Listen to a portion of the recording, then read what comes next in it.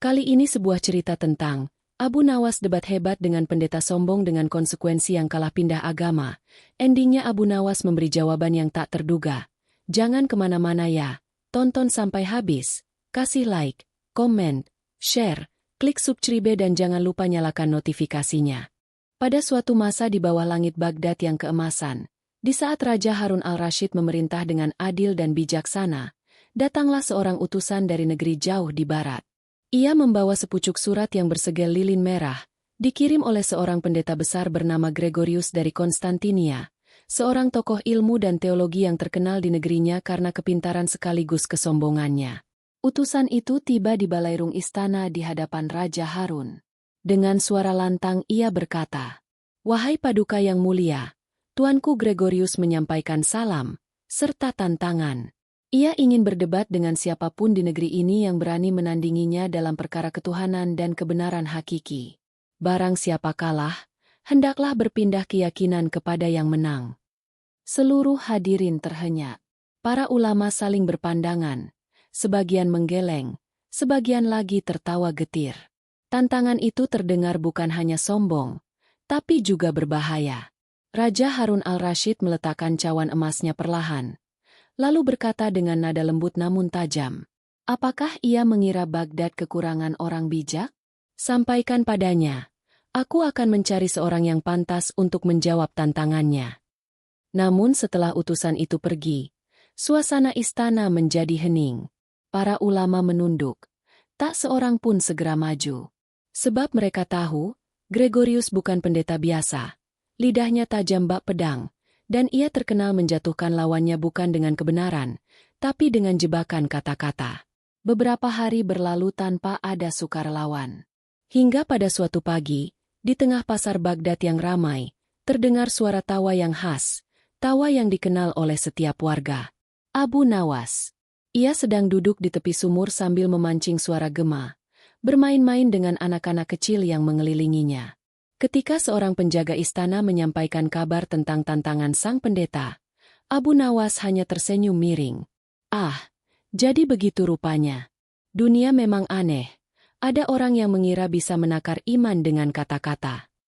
Ia meneguk air dari kendi, lalu menambahkan pelan, "Baiklah, kalau tak ada yang mau menanggapi, biarlah si Abu Nawas yang dianggap gila ini mencoba menenangkan hatinya." Maka pada hari berikutnya, Abu Nawas menghadap Raja Harun. Dengan mengenakan jubah sederhana dan serban lusuh, ia melangkah ke balairung megah tanpa sedikit pun gentar. Semua mata tertuju padanya. Wazir Ja'far berbisik pada sang raja, "Paduka, apakah pantas orang seperti dia menghadapi pendeta besar dari Konstantinia?" Raja tersenyum. "Justru karena kepantasannya diragukan, aku ingin melihat apa yang akan ia lakukan."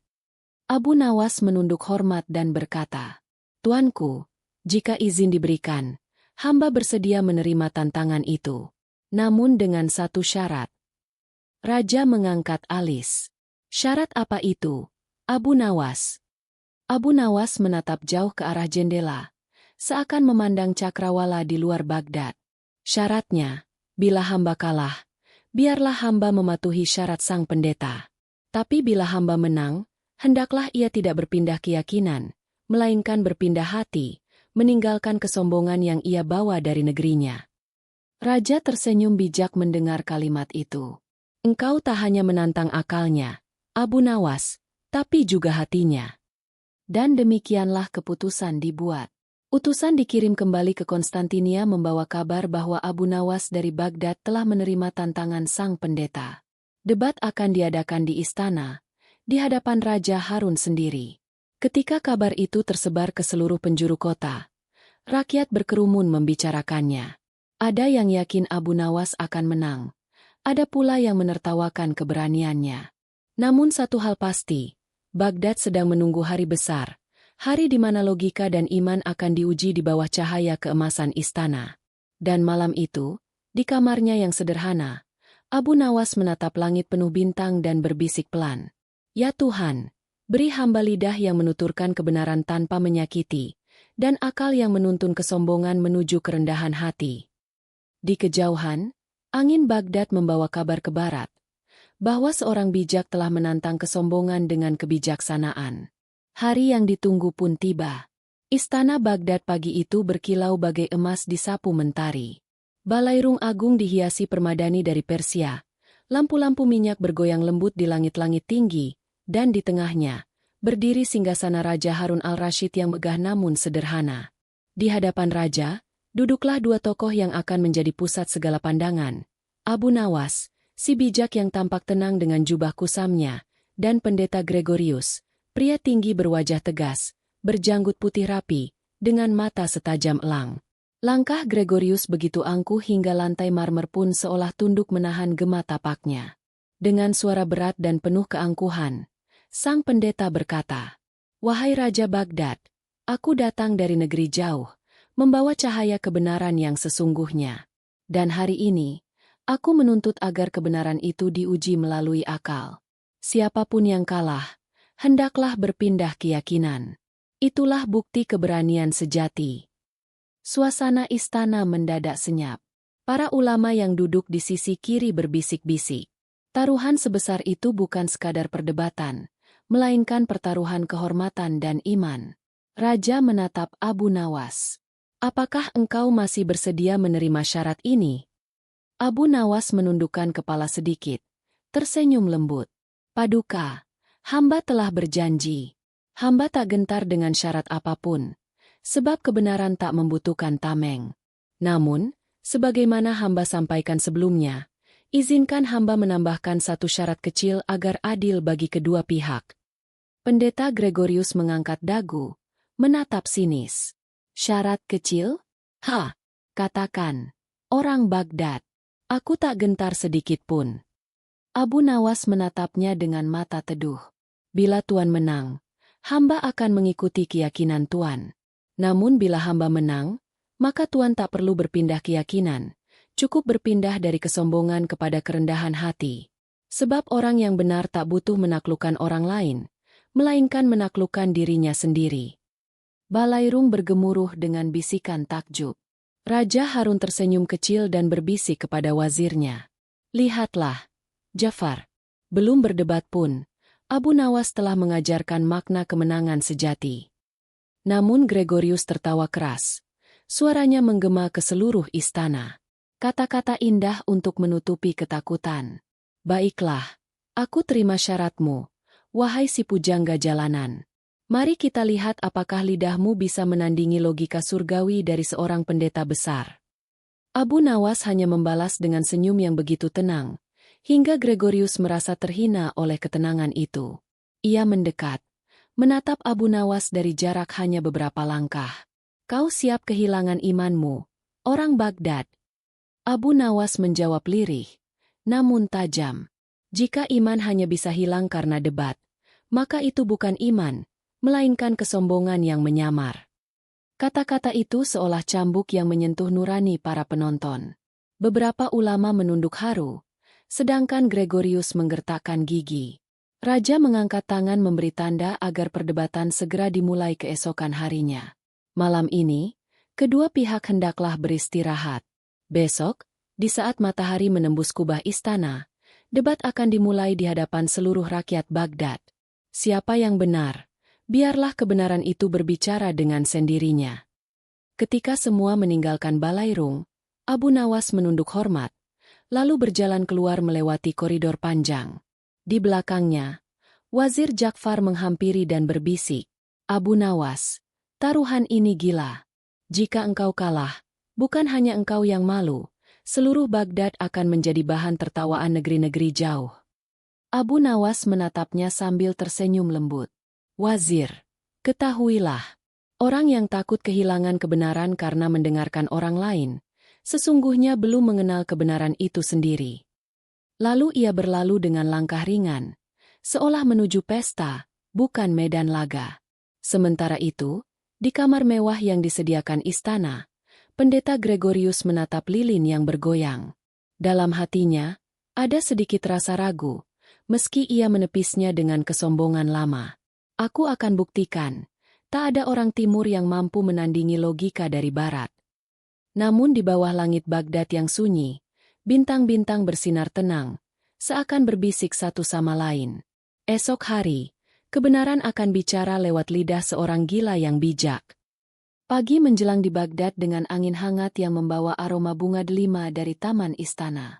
Di balairung megah, para ulama, cendekiawan, dan rakyat jelata telah berkumpul.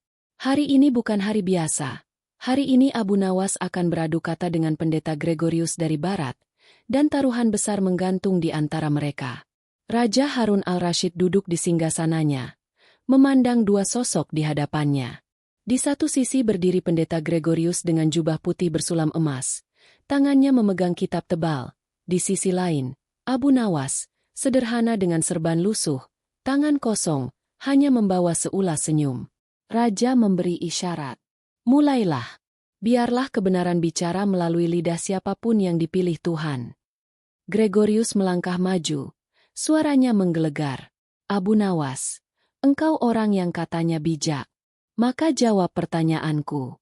Jika Tuhan itu Maha Ada, di manakah Ia sebelum dunia diciptakan? Seketika balairung senyap. Pertanyaan itu dikenal sulit, jebakan yang sudah menjerat banyak orang. Beberapa ulama menunduk gelisah, sebagian menghela napas panjang. Namun Abu Nawas menatap sang pendeta dengan tatapan polos, seolah pertanyaan itu hal sepele belaka. Ia menjawab perlahan. Suaranya jernih seperti air di sungai Dajlah. Tuan Pendeta, engkau seorang yang pandai. Namun izinkan hamba bertanya dahulu sebelum menjawab. Engkau tadi berdiri, lalu duduk. Ketika engkau berdiri, di manakah tempat dudukmu berada? Gregorius mengerutkan kening. Tentu saja, tempat dudukku belum kududuki. Abu Nawas tersenyum, menatap raja dan para hadirin. Maka demikian pula dengan Tuhan.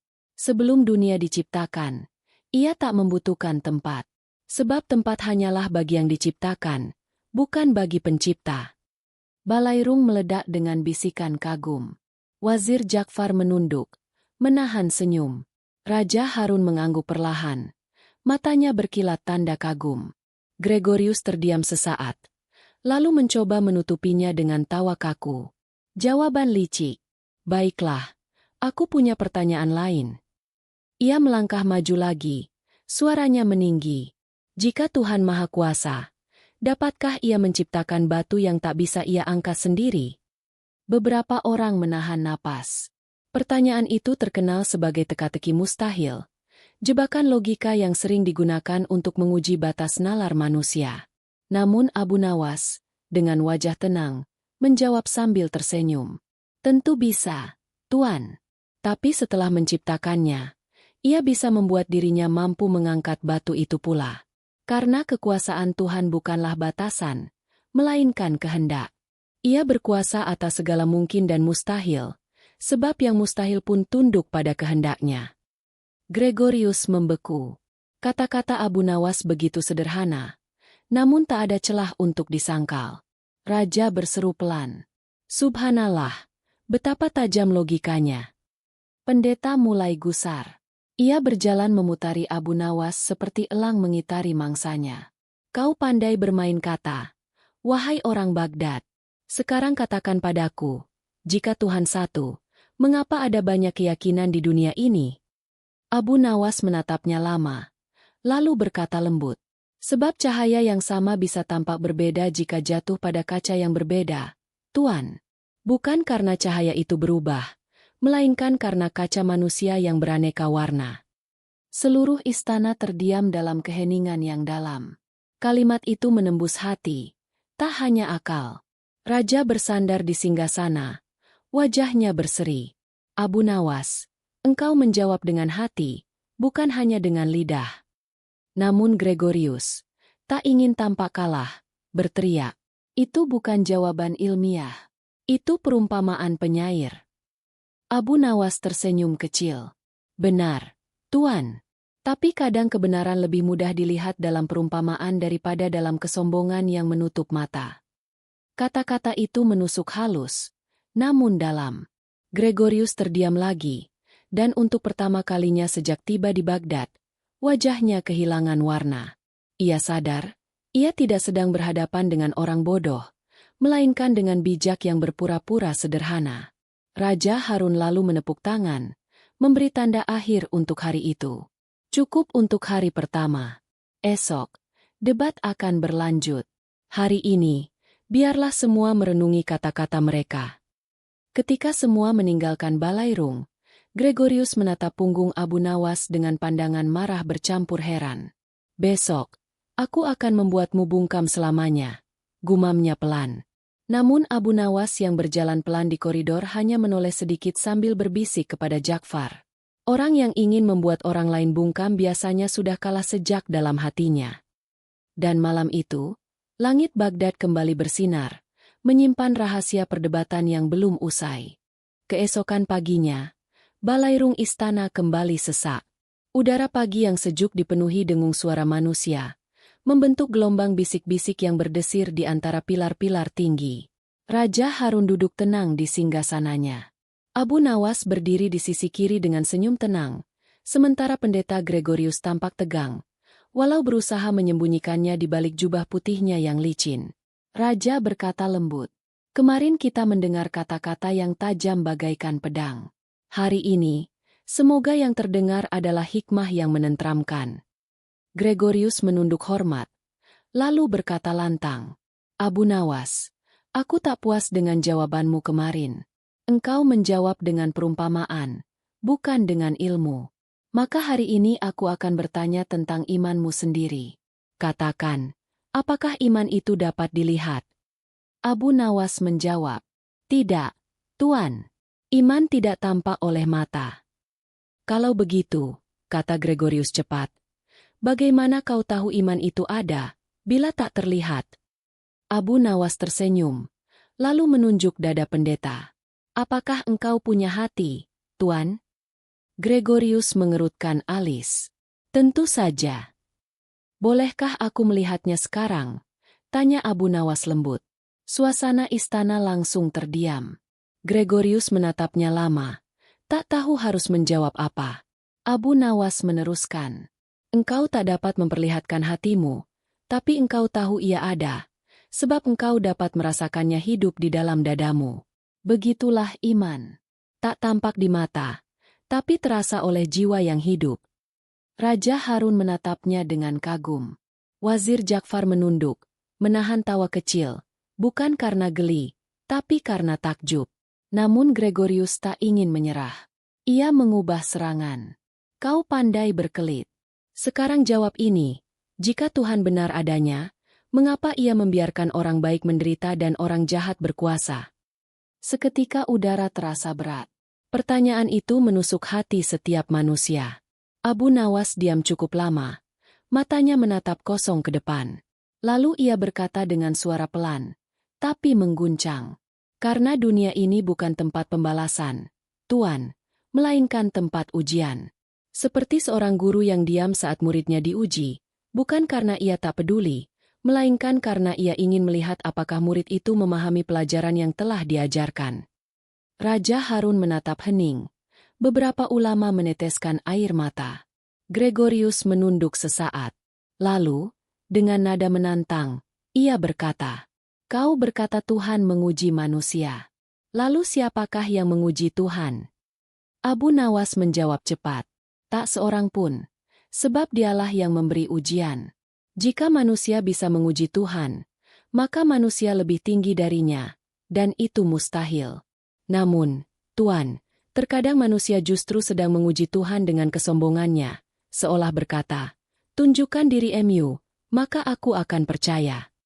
Padahal, orang yang meminta tanda untuk percaya, sesungguhnya tak akan percaya sekalipun tanda itu datang." Kata-kata itu menusuk langsung ke dada sang pendeta. Untuk sesaat wajah Gregorius kehilangan warna. Ia menunduk, pura-pura membaca kitab di tangannya untuk menutupi kegelisahan. Raja Harun berkata lirih, "Hari ini, bukan hanya lidah yang berdebat, tapi hati yang berbicara." Abu Nawas menunduk hormat. "Paduka, debat ini bukan tentang menang dan kalah. Jika hari ini ada yang belajar sesuatu, tentang iman, tentang kerendahan hati, maka itulah kemenangan bagi keduanya." Namun Gregorius menatapnya tajam, berkata dengan suara serak, Aku belum kalah, Abu Nawas. Esok aku akan membuktikan bahwa akal manusia mampu menaklukkan kebijaksanaanmu. Abu Nawas tersenyum pelan. Baiklah, Tuan. Tapi berhati-hatilah. Kadang akal yang sombong justru menjerumuskan pemiliknya, seperti lilin yang meleleh karena cahayanya sendiri. Gregorius berbalik dengan langkah cepat. Jubahnya berkibar. Sementara Raja Harun hanya menghela napas panjang. Besok, katanya pelan, akan lahir pelajaran baru dari bibir dua manusia yang sama-sama mencari Tuhan. Dan malam itu, bintang-bintang Baghdad seolah berbisik lembut. Semakin tinggi logika meninggi, semakin dalam iman diuji. Pagi itu langit Baghdad berwarna keperakan. Burung-burung melintas di atas kubah istana, seolah ingin turut menyaksikan babak baru dalam perdebatan besar itu. Balairung agung telah penuh. Rakyat, ulama, dan para pembesar menunggu dengan napas tertahan. Pendeta Gregorius tampak berbeda pagi itu. Matanya menyala penuh keyakinan. Di tangannya tergenggam selembar perkamen kuno. Ia melangkah ke tengah ruangan, menatap Abu Nawas dengan senyum kemenangan sebelum kemenangan. Abu Nawas, katanya lantang, hari ini aku tidak akan bertanya, tapi aku akan mengujimu dengan perbuatan. Jika kau bijak seperti yang dikatakan orang, buktikan dengan mata kepalamu sendiri. Raja Harun memberi isyarat agar Abu Nawas mendengarkan. Gregorius mengangkat perkamen itu tinggi-tinggi. Lihatlah, di sini tertulis sebuah ayat dari kitab suciku. Katakan padaku, apakah ini tulisan kebenaran atau kebohongan? Semua mata tertuju pada perkamen itu. Namun huruf-huruf yang tercetak di sana bukan huruf Arab, bukan pula aksara yang dikenal rakyat Baghdad. Sebuah bahasa asing yang hanya Gregorius pahami. Abu Nawas tersenyum lembut. Tuan, bagaimana hamba dapat menilai benar atau tidaknya sesuatu yang hamba tak pahami? Gregorius menjawab cepat. Nah, jadi engkau mengakui bahwa kau tidak tahu segalanya. Maka bagaimana bisa engkau berbicara tentang kebenaran Tuhan? Balairung bergemuruh oleh bisikan-bisikan. Sebagian orang mulai khawatir, karena jebakan itu tampak lihai. Namun Abu Nawas tak kehilangan ketenangannya. Ia melangkah pelan ke depan, lalu meminta izin untuk memegang perkamen itu. Gregorius menyerahkannya dengan senyum penuh keyakinan akan kemenangan. Abu Nawas memandangi tulisan di atas kertas itu lama sekali, lalu mengembalikannya sambil berkata, Tuan, hamba tidak tahu arti tulisan ini. Tapi hamba tahu satu hal, engkau pun tak tahu arti huruf Arab dalam kitab suci kami. Namun kami tidak menganggapmu bodoh karena itu. Hanya karena engkau tidak memahami, bukan berarti engkau tidak dapat menghormatinya. Suasana hening. Pendeta terdiam, lalu berusaha menahan amarahnya. Jawaban manis, tapi tidak cukup. Mari lihat sejauh mana logikamu bekerja. Gregorius kemudian memerintahkan dua pembantunya membawa 3 kendi air dan 3 gelas. Katakan padaku, Abu Nawas, katanya sambil menuang air ke dalam 3 gelas. Jika aku menuangkan air dari 1 kendi ke gelas, lalu memindahkannya ke kendi lain, apakah air itu tetap air yang sama? Abu Nawas menjawab cepat.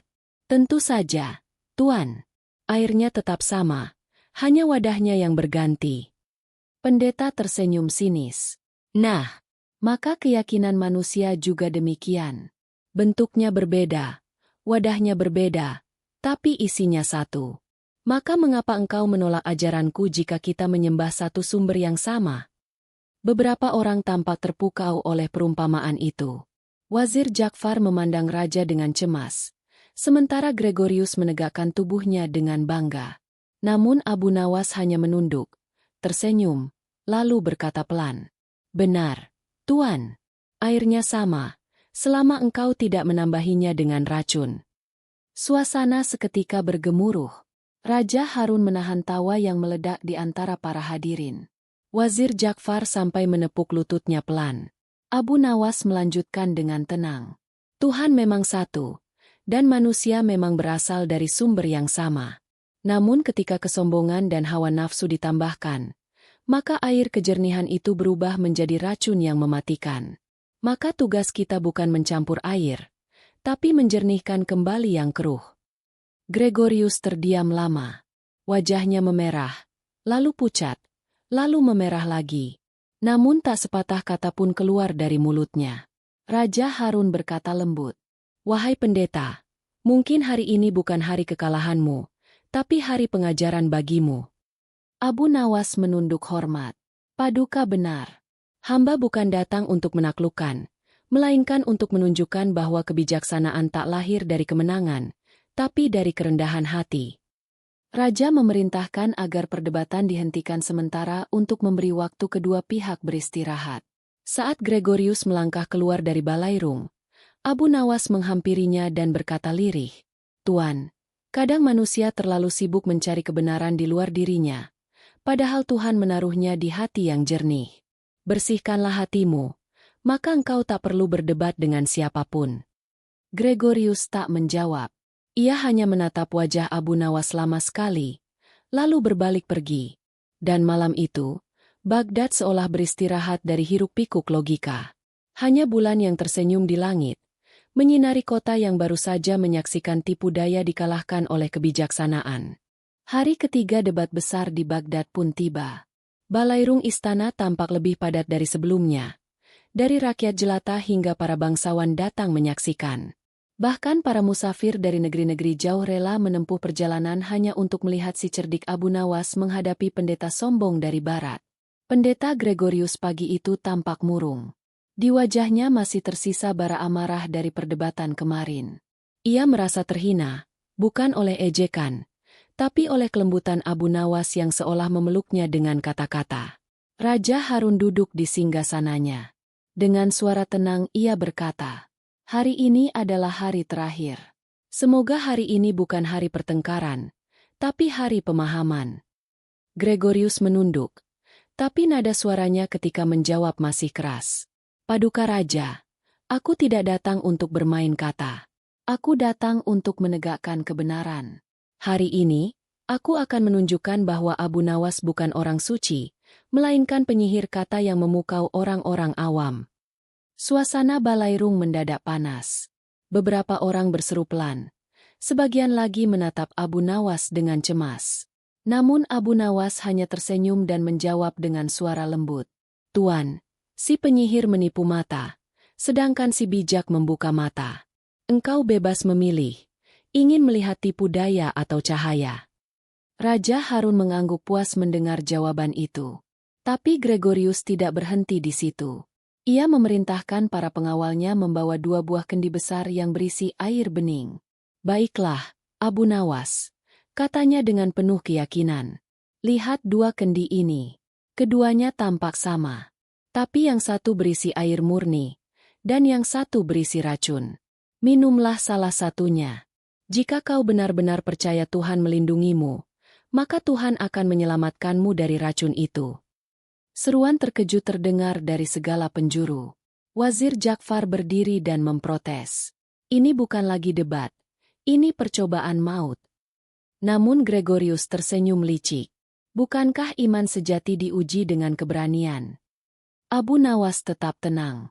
Ia menatap 2 kendi itu, lalu menatap pendeta. "Tuan, apakah engkau juga mau minum dari kendi yang satunya?" Gregorius tertawa pendek. "Aku tak perlu membuktikan imanku dengan kebodohan." Abu Nawas tersenyum lagi. "Justru disitulah perbedaannya, Tuan. Iman bukan tentang mencobai Tuhan, tapi tentang tidak mencobainya."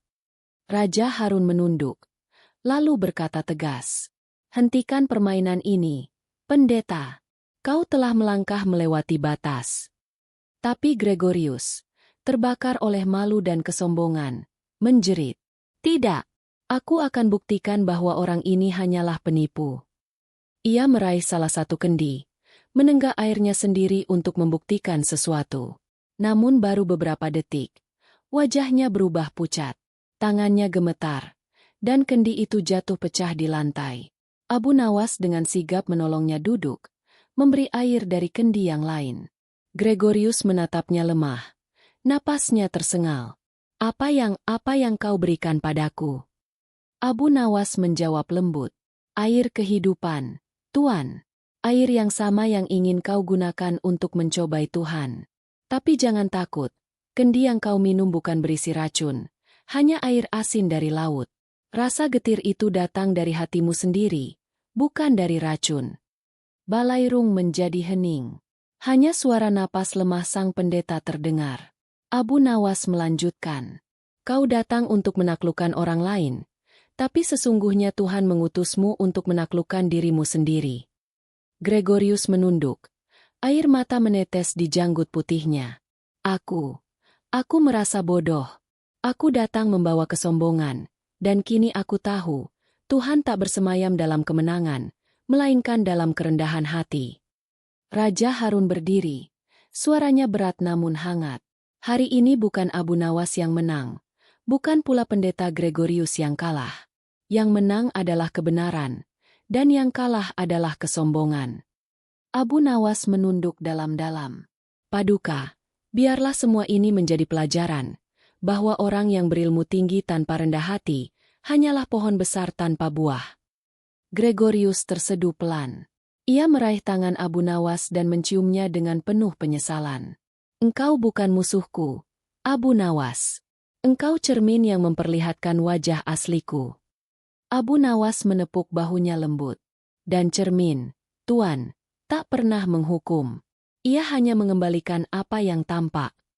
Dan hari itu, untuk pertama kalinya, pendeta Gregorius menangis di hadapan orang banyak. Langit Baghdad sore itu berwarna keemasan. Angin berhembus pelan, seakan menyampaikan kepada dunia bahwa kebenaran telah menampakkan wajahnya, tak melalui kekerasan, tapi melalui kebijaksanaan. Sore itu, matahari condong di ufuk barat, menumpahkan cahaya keemasan ke kubah-kubah Baghdad.